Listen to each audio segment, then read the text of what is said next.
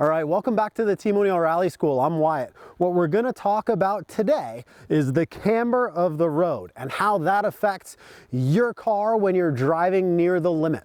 That could mean you're just driving on snow and ice and trying to be careful and get home in a winter storm, or it could mean, hey, you're driving at the limit on a racetrack, on a mountain road, out in a canyon somewhere, on a nice dirt road like this or something like that.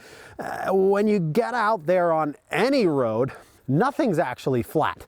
Even an interstate has 2 degrees of crown on it, but certainly if you get onto a back road or, like I said, a mountain road, something that follows a river or climbs through a canyon or just a nice back road like this, there's not a level piece of road anywhere. So it's your job as a driver to ID that stuff and to see it coming up and know how it's going to affect your car. Basically, the super simple rule of thumb is the more on camber a corner is, the more corner banking it has, or positive camber, or whatever you want to call it, the more the road slants the way you're trying to go, the more speed you can carry.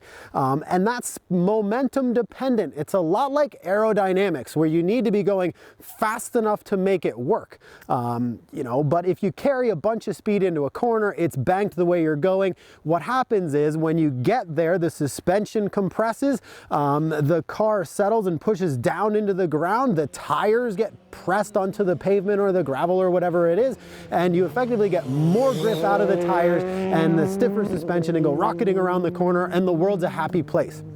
Here in America, NASCAR is very popular, oval track racing. What's the fastest track? Where's the record set? Talladega. What else is uncommon about Talladega? It's got the steepest bank. It's a 33-degree bank that they're racing around.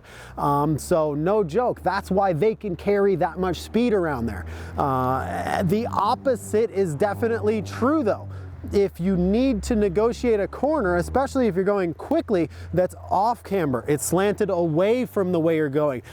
Gravity is essentially trying to pull you into the ditch, if you think of it that way. So when you're going at speed, or hey, if you're again in that winter storm and it's snow and ice and the road's off cambered from where you're trying to go and gravity's pulling you off the road, you need to be more cautious with your speed, brake smoother, brake early, and change your line depending on that crown of the road.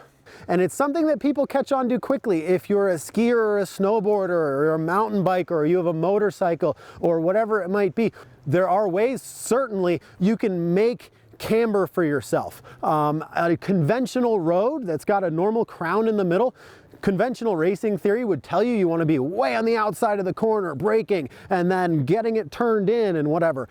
If that's too off camber and pebbly and wet or whatever, don't brake way on the outside in the off camber section. Brake more towards the middle of the road if you can.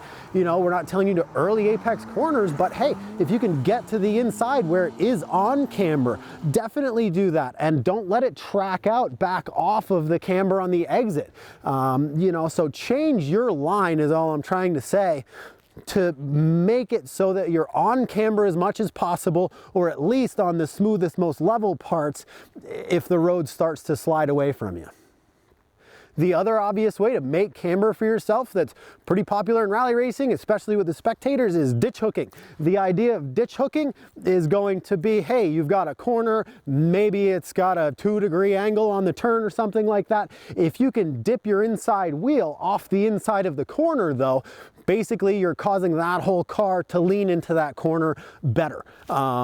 It's also going to sort of help pull you around, kind of like, if you're running on the snow and you grab a tree to go around a corner, it's like dropping an anchor all of a sudden. It's going to pull you around that corner much more quickly and much better than it otherwise might.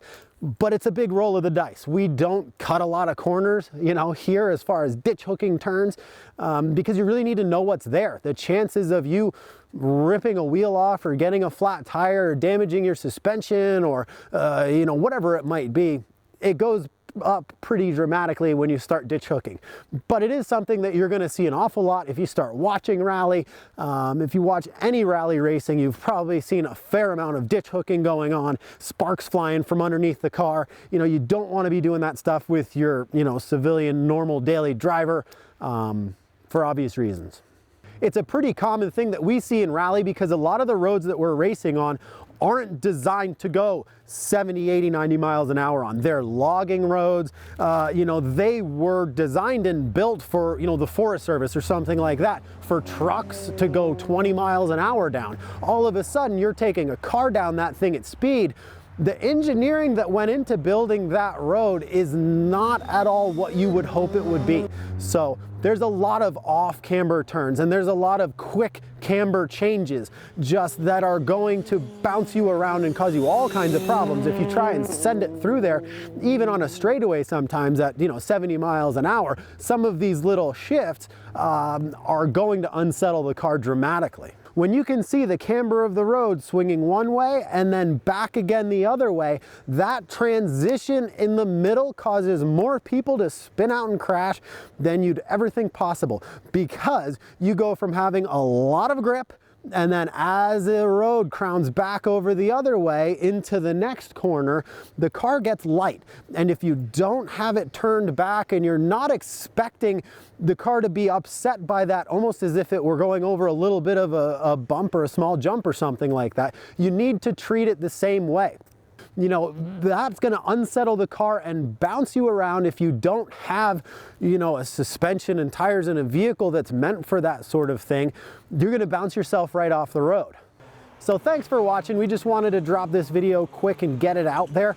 Hopefully, as you're driving, again, especially if you're going quickly or the road's slippery or both, you know, hey, if you see those off-camber sections coming up, be a little careful. If it's on camber though, you can, you know, take a little more liberty with that, hopefully. Thanks for watching. If you like this kind of video, subscribe to the channel. We're putting this stuff out pretty regularly, and there's a fair backlog of videos already if you haven't seen them. I've been Wyatt, Team O'Neill Rally School. Check out teamo'neill.com, and we'll catch you next time.